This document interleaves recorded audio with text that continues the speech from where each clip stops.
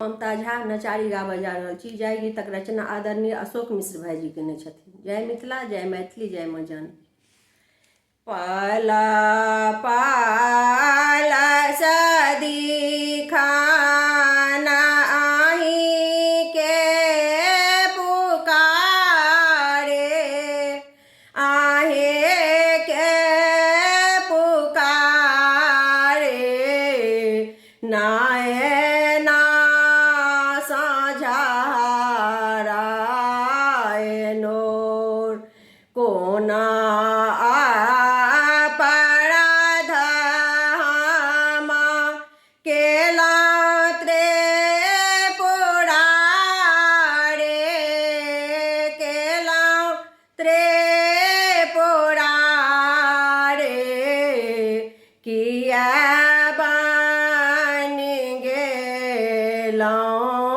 कठोर किया बनि गेलौं कठोर।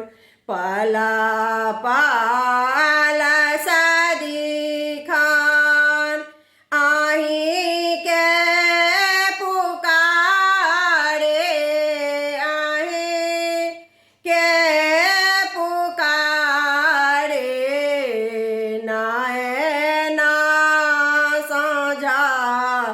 राय नोर चाहो देश छालाय घोड़ा नरिया, घोड़ा नरिया, जेना कारे राते घान घोर, जेना कारे राते घान घोर।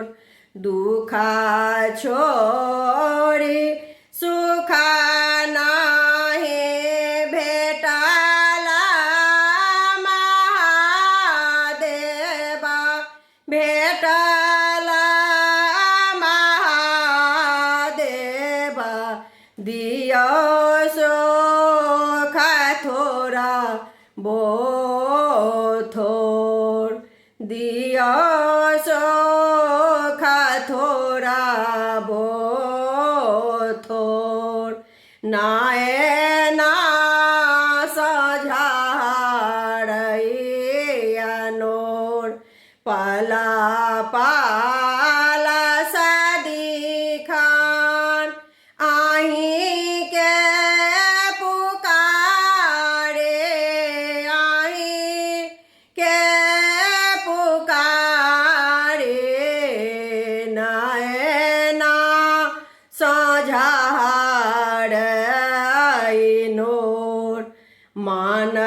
मानलौं जे कायलौं हम मान माने, हम मान माने, आब देलौं द्वार हम तोर, आब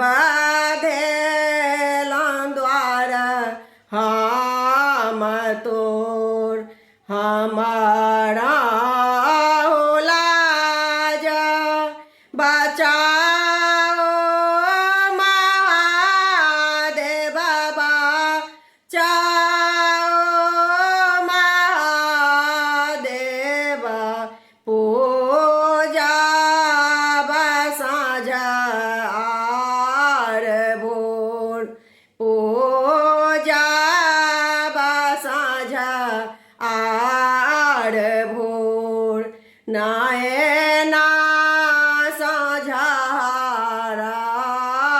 नोर पाला पाला सदिखन आहि के पुकारे, आहि के पुकारे, नायना साझाराय नोर। बहुत ही आस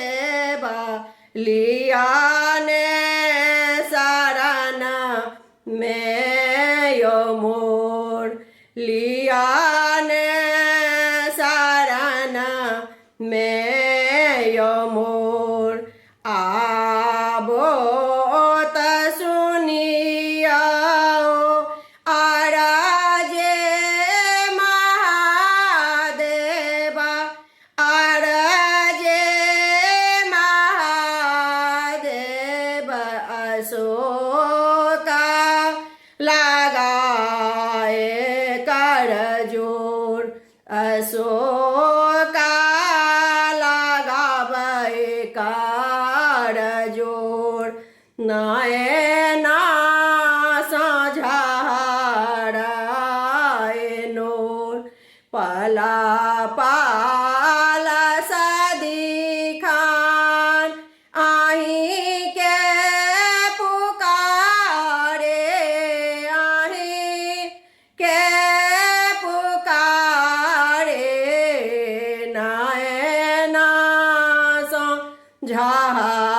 साझाराए नोर नयना साझाराए नोर कोना परधाम केलां त्रिपुरारे